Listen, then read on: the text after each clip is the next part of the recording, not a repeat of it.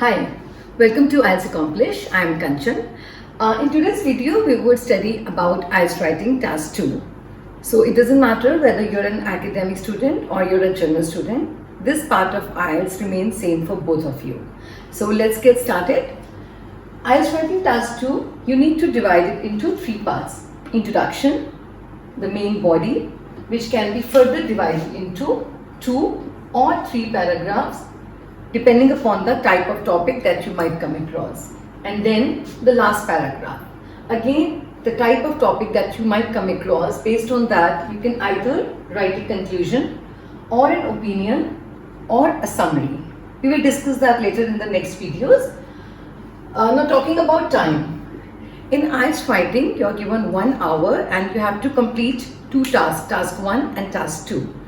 And since task 2, you need to write more number of words, I suggest that you should spend around 40 minutes.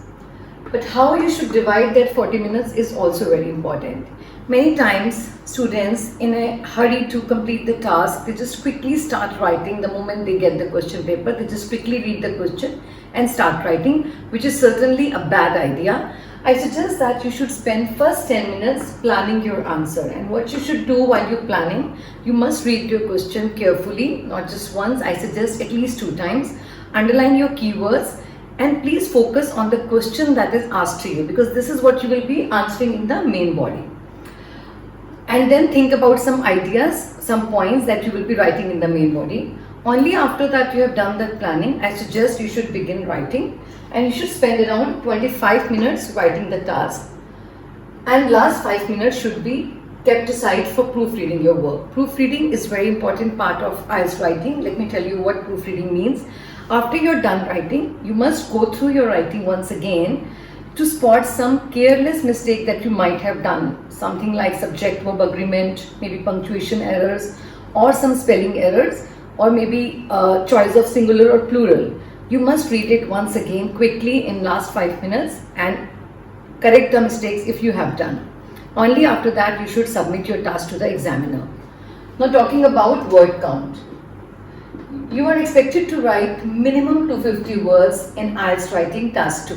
When I say minimum, it means even if you write 245 words, you can be penalized for that.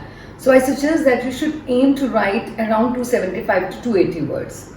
Many times this question comes to me that what is the penalty if we exceed the word limit? So let me tell you, there is no upper limit as such of writing words. However, that doesn't mean that you go and keep writing around 300, 320 words, because you won't be able to complete that in 40 minutes. So I suggest you should aim to write around 275 or 280 words maximum. Now talking about this time again, when you initially start practicing IELTS writing task 2, I suggest that if you exceed time a little bit initially while you practice, it's okay. It's completely fine even if you're taking 1 hour in first 4, 5, 6 writings. Gradually you will see that you will be able to cover the task in permissible time. Okay. Now let's understand how to write introduction. It's a very important part of your IELTS writing task 2 because it can either make or break your score. It's going to be the first impression to the examiner. So let's see how to write introduction. The introductory paragraph has 2 parts basically. The hook, which introduces the topic to the examiner with some additional or background information on the topic, and the thesis statement, which states the main idea about the topic and kind of give a preview about the topic and what you're going to write about the topic in the main body. So basically, to write an effective hook, you must learn how to paraphrase the information that is given in the topic, and you should not directly transfer or state the topic as it is to the examiner, because you can lose your marks greatly. So paraphrasing means restating the information in your own language. One of the several ways to do effective paraphrasing to create a hook is by changing the part of speech of some important word that you see in the topic question. So let's suppose this is the topic that is given to you. It is important for children to learn the difference between right and wrong. Punishment is necessary to make them understand this distinction. Now focus on these important words. Important, punishment, difference. So these are the words that we can change the word form very easily and then alter the sentence accordingly to fit these words. By doing so, what will happen? You will retain the meaning of the sentence, and yet the sentence will look totally different. So important can be changed into importance, punishment can be changed into punish, and difference can be changed into differentiate. Now see how the sentence may look like. The importance for children to differentiate between right and wrong is felt. It is necessary to punish them to develop this understanding. Sometimes you're not able to think of the synonym to ensure that the meaning remains same. In that situation, this is really one of the very effective way to paraphrase. Another possible way to do paraphrasing is by switching between active and passive voices. So let's suppose the topic is some people believe that technology in earlier times brought more changes.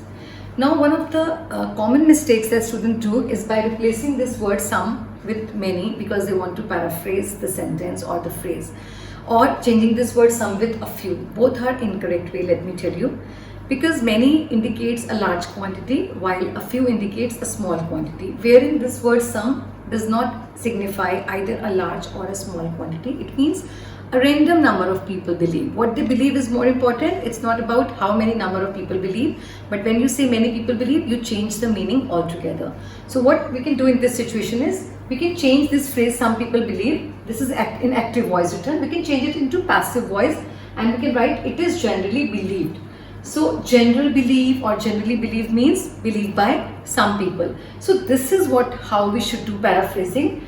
Not replacing the word with word directly and changing the meaning, rather than that changing the form of phrases or words and meaning is same. Another possible way of doing paraphrasing is by combining two sentences and merge them into one by using correlative conjunctions such as whether or, neither nor, not only but also, the more and so on. So let's suppose in your topic you have given two sentences. Some people think that all university students should study whatever they like, and next sentences others believe that they should only be allowed to study subjects that will be useful in the future. So here what I have done is I have used this correlative conjunction whether or. By using this conjunction I have merged these two sentences into one, and now see how does this paraphrasing looks like.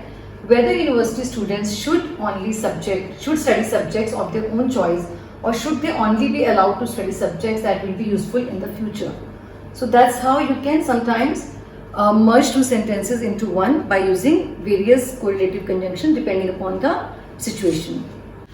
Some other possible ways of doing paraphrasing is by changing the order of the ideas in the sentence or maybe clauses. It's a very quick and easy way to paraphrase the sentence. Let's suppose your topic is capital punishment is essential in order to control violence in the society. So this is although one sentence, but it has two parts. Capital punishment is essential in order to control violence in the society. So what we can do, we can bring the second clause first. In order to control violence in the society, capital punishment is essential. So that's a very quick way, but make sure that you understand punctuation rules, because when we start the sentence with in order to, we need comma here. So make sure that you punctuate it properly. Another last way is by replacing the word with a synonym, but this requires a great deal of practice. This is an area where students do common mistakes, like when they replace the word with a synonym, what they do not keep in mind is that the word that they have brought into the sentence, is it collocating with next word or not? Collocation means two naturally sounding words together. For example, in this sentence, some people think government should demolish old buildings. Hearing this word demolish, it collocates with building. We demolish building means to knock them down.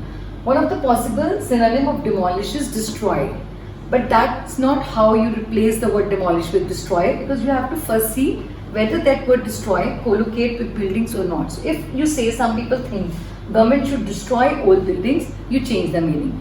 Always remember, paraphrasing does not mean changing the meaning. It only means changing the language, changing the pattern or the sentence structure. Meaning should be same. So we are replacing this word demolish with knock down, because knock down building means similar as demolishing old building.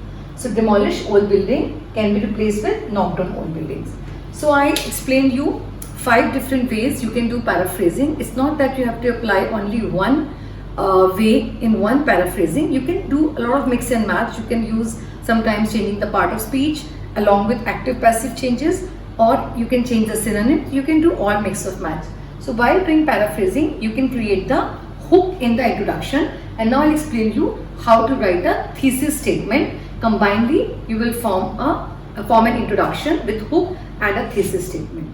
So this is your IELTS topic, and now at last we'll be doing introduction by paraphrasing the information that is given to you, which is called hook, and writing a thesis statement. So let's see this topic. Just read this topic. More and more measures to improve the security levels in large urban areas have been introduced in many countries because of the increased crime. So up till this sentence, this is the information that has been given to you, for which we are creating a hook by paraphrasing this information in different ways. And this is the question that has been asked to you: do the advantages of these security measures outweigh the disadvantages? For this, we will keep creating a thesis statement. Thesis statement basically, as I mentioned just now, that it reflects your position in the topic, which side you think you will be addressing to in the main body. Would you think advantages would be more or disadvantages would be more? So let's see what I have done in the introduction. This phrase, because of the increased crime, as I just mentioned, one way of paraphrasing, putting a clause, changing the order of the sentence. So I have just put this because of the increased crime as due to increasing crime rate, and what changes, other changes I have brought into because of has been replaced with due to, and increased crime with increasing crime rate. So rather than replacing the word with the synonym, which may not be possible in many instances, what we can do is we can change the form of the word, like increased crime can be changed to increasing crime rate. Likewise, more and more measures, more and more, again added is not a synonym for more and more, but a different way to say that things are increasing. More and more measures, added measures, now to improve the security levels, for the improvement of security level. Again, rather than changing the word, I am changing the part of speech of that word. In metropolitan cities, so large urban areas have been replaced with metropolitan cities, have been brought into. Introduce means brought into, like we did demolish with knock down. So we have used a phrasal verb for the same verb.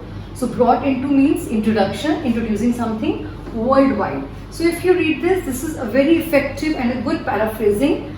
We haven't done much, only on the basis of 5 types of paraphrasing that I explained you. I have just applied those whichever was possible. And now if you read the sentence, it is a very good paraphrasing. Now look at the thesis statement. This practice is certainly beneficial, and some threats that come along can be ignored. So although this thesis statement do not clearly say that this practice or the advantages of this practice outweigh the disadvantages, because that we will be writing in the concluding paragraph. Yet this thesis statement clearly states the position of the writer, that what this writer is going to write in the main body. So that's how introduction is created, and as I mentioned, it can make or break your score. This is a very important component. In the next videos to come, I'll tell you how to write the main body and the conclusion.